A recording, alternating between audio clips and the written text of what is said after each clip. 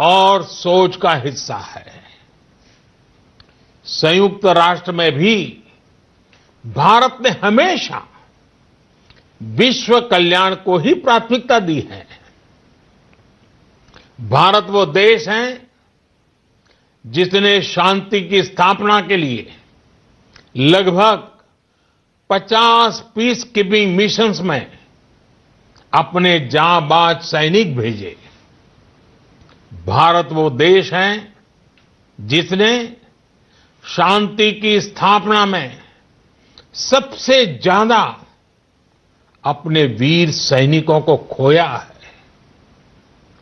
आज प्रत्येक भारतवासी संयुक्त राष्ट्र में अपने योगदान को देखते हुए संयुक्त राष्ट्र में अपनी व्यापक भूमिका भी देख रहा है।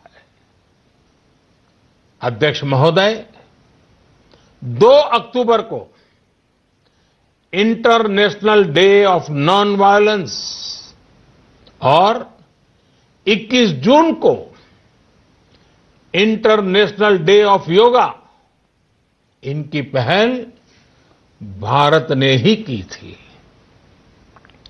Coalition for disaster resilience infrastructure और इंटरनेशनल सोलर अलायंस, ये भारत के ही प्रयास है। भारत ने हमेशा पूरी मानव जाति के हित के बारे में सोचा है, न कि अपने निहित स्वार्थों के बारे में। भारत की नीतियां हमेशा से इसी दर्शन से प्रेरित रही है। भारत की नेबरहुड फर्स्ट पॉलिसी से लेकर एक्ट ईस्ट पॉलिसी तक security and growth for all in the region, इसकी सोच या फिर इंडो पैसिफिक क्षेत्र के प्रति हमारे विचार, सभी में इस दर्शन की झलक दिखाई देती है। भारत की पार्टनरशिप का मार्गदर्शन भी यही सिद्धांत तय करता है। भारत जब किसी से दोस्ती का हाथ बढ़ाता है तो वो किसी तीसरे के खिलाफ नहीं होती। भारत जब विकास की साझेदारी मजबूत करता है तो उसके पीछे किसी साथी देश को मजबूर करने की सोच नहीं होती। हम अपनी विकास यात्रा से मिले अनुभव साझा करने में कभी पीछे नहीं रहते। अध्यक्ष महोदय, पैंडेमिक के इस मुश्किल समय में भी भारत की फार्मा इंडस्ट्री ने 150 से अधिक देशों को जरूरी दवाइयां भेजी हैं। विश्व के सबसे बड़े वैक्सीन उत्पादक देश के तौर पर आज मैं वैश्विक समुदाय को एक और आश्वासन देना चाहता हूं।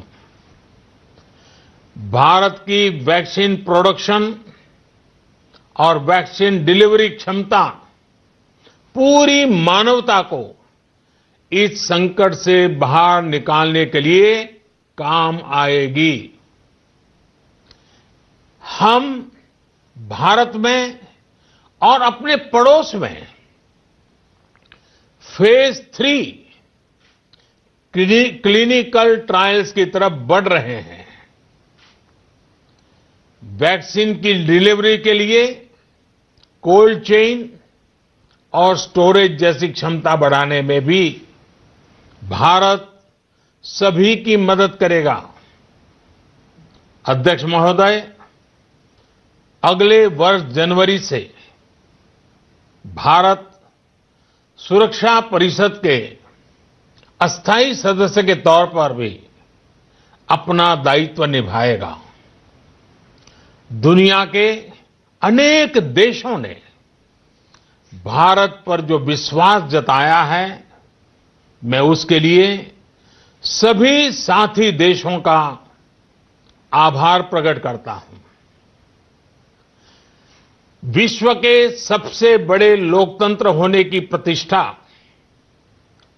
और इसके अनुभव को हम विश्व हित के लिए उपयोग करेंगे। हमारा मार्ग जन कल्याण से जग कल्याण का है। भारत की आवाज हमेशा शांति, सुरक्षा और समृद्धि के लिए उठेगी। भारत की आवाज मानवता, मानव जाति और मानवीय मूल्यों के दुश्मन आतंकवाद, अवैध हथियारों की तस्करी, ड्रग्स, मनी लॉन्ड्रिंग के खिलाफ उठेगी। भारत की सांस्कृतिक धरोहर, संस्कार, हजारों वर्षों के अनुभव हमेशा विकासशील देशों को ताकत देंगे। भारत के अनुभव, भारत की उतार चढ़ाव से भरी विकास यात्रा विश्व कल्याण के मार्ग को मजबूत करेगी। अध्यक्ष महोदय, बीते कुछ वर्षों में रिफॉर्म, परफॉर्म, ट्रांसफॉर्म इस मंत्र के साथ भारत ने करोड़ों भारतीयों के जीवन में बड़े बदलाव लाने का काम किया है। यह अनुभव विश्व के बहुत से देशों के लिए उतने ही उपयोगी हैं जितने हमारे लिए। सिर्फ 4-5 साल में 400 मिलियन से ज्यादा लोगों को बैंकिंग सिस्टम से जोड़ना आसान नहीं था, लेकिन भारत ने ये करके दिखाया। सिर्फ 4-5 साल में 600 मिलियन लोगों को ओपन डेफिकेशन से मुक्त करना आसान नहीं था, लेकिन भारत ने ये करके दिखाया। सिर्फ 2-3 साल में 500 मिलियन से ज्यादा लोगों को मुफ्त इलाज की सुविधा से जोड़ना आसान नहीं था, लेकिन भारत ने ये करके दिखाया। आज भारत डिजिटल ट्रांजैक्शन के मामले में दुनिया के अग्रणी देशों में है। आज भारत अपने करोड़ों नागरिकों को डिजिटल एक्सेस देकर एम्पावरमेंट और ट्रांसपेरेंसी सुनिश्चित कर रहा है। आज भारत वर्ष 2025 तक अपने प्रत्येक नागरिक को टीबी से मुक्त करने के लिए बहुत बड़ा अभियान चला रहा है। आज भारत अपने गांवों के 150 मिलियन घरों में पाइप से पीने का पानी पहुंचाने का अभियान चला रहा है। कुछ दिन पहले ही भारत ने अपने 6 लाख गांवों को ब्रॉडबैंड ऑप्टिकल फाइबर से कनेक्ट करने की बहुत बड़ी योजना की शुरुआत की है। अध्यक्ष महोदय, पैंडेमिक के बाद बनी परिस्थितियों के बाद हम आत्मनिर्भर भारत के विजन को लेकर आगे बढ़ रहे हैं। आत्मनिर्भर भारत अभियान ग्लोबल इकोनॉमी के लिए भी एक फोर्स मल्टीप्लायर होगा।